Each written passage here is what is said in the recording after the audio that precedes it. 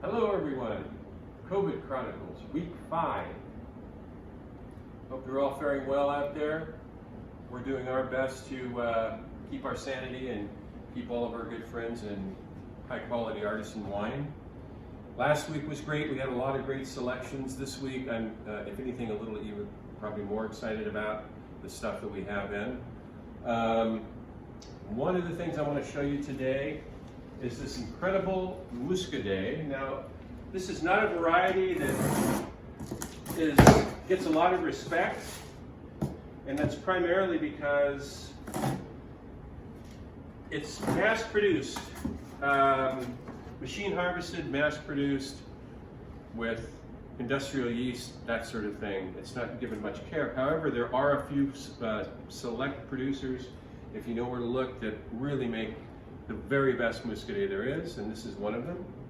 This is Luneau-Pepin, and they make a wine called Clos d'Alais, and I buy this wine in every single vintage. This is a tremendous Muscadet with this great saline mineral character that Muscadet should have. Of course, it's near the Atlantic, so it has that wonderful sea breeze quality to it. This wine is $24.95. It's not cheap for a Muscadet, but it's worth every penny. It's a serious wine, if you could call it that. For one thing, it's from these mica schist soils in a vineyard where the vines average over 45 years of age. This is totally uncommon in Muscadet, where almost all the vines are planted for mechanical harvesting, which takes its toll on a vine, and they rarely last longer than 10 or 12 years under that regimen. This, however, is treated like a real wine, and you really can tell the difference.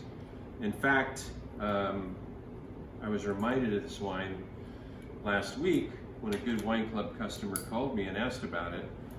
I buy it in every vintage, and he had pulled out a bottle of the last vintage just last week and was astounded by its quality, and his comment was, "It's the best Muscadet I've ever had." And I would have to agree with him. This and the one from Caradeux, the Les Fiacres, those are the two that I carry. So, oh my goodness, this is a lovely wine. You can smell it from here. The nose is really pronounced. Just wonderful white flower, kind of a salty character to it. Bright citrus.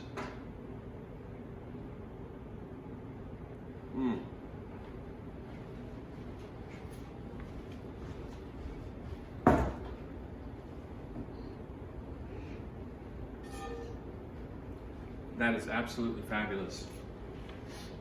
Great acidity, super fresh, super clean. This guy, he ages this wine for 9 months on the lees. It's indigenous yeast.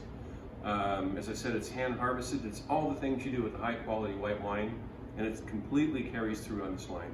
This is a fantastic wine, especially for this time of the year. Salads, of course, the classic pairings, oysters, whitefish, that sort of thing. I just can't say enough about how much I like that wine.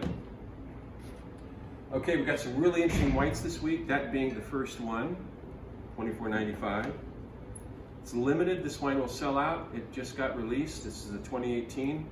It will be gone within 2 weeks. The folks in Portland just lap this up like you can't believe.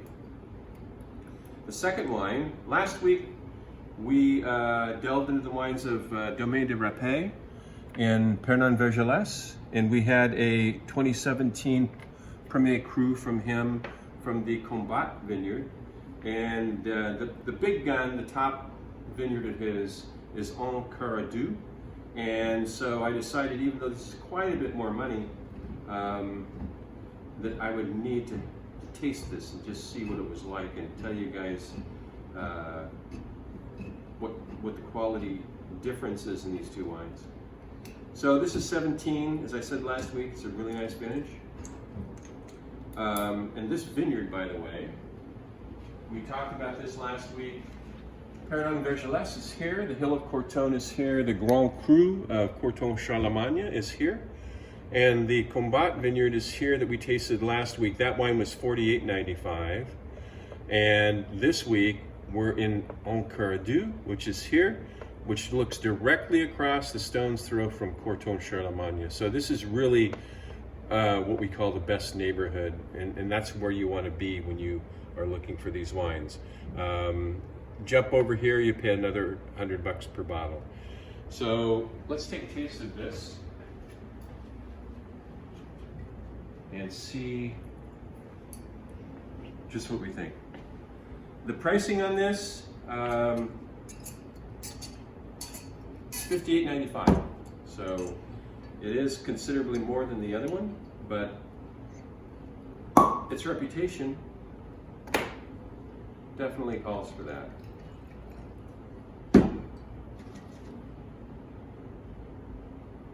Oh, incredibly rich, much more full in the nose.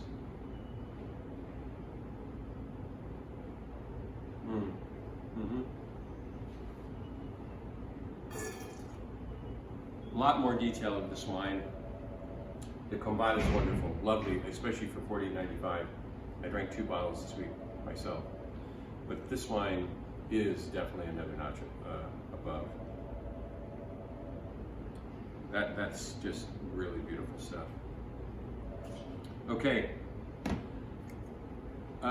going further into this week's special offerings, I'm really delighted. We did a great job with the Domaine de Fontaine Rosé a couple of weeks ago, and I've been looking for something equivalent ever since then, knowing the spell of hot weather is going to come. So this is a closeout, a really nice closeout. Lannert is a really top-end Châteauneuf-du-Pape producer, and this wine is their rosé. And what's great about this rosé is, as you can see by the very vivid, bright pink color, it's a very assertive rosé, and I mean, this wine gets super high ratings every single year. And this is a closeout. For whatever reason, they want to move into the next vintage. This is 18, which in a wine like this matters little. I mean, you can tell how fresh this is by looking at it. There's a high percentage of Mourvedre in this wine. It's half Grenache, 30 Mourvedre, and 20 Carignan, which is a somewhat unusual blend for a rosé. The Mourvedre, of course, remember, is the primary grape in Bandol, in Domaine Tempier, which is one of the greatest rosés in the world. This wine is a straight up $15, no discount. I bought the last 5 or 6 cases, and I think you're going to love this wine, especially with the temperature rising into the 80s today. And of course, rosé comes in all kinds of different styles and flavors and intensities and all that sort of thing. These types of rosés from Châteauneuf, from this area, are very, very sturdy. Much like Tavel, which is across the river from here. These wines have a long, long life, and they're not seasonal rosés by any means. And I would imagine that the 18 is just coming into its own right now. And for this kind of money, oh, candied red apple, tangerine, red berry, strawberry.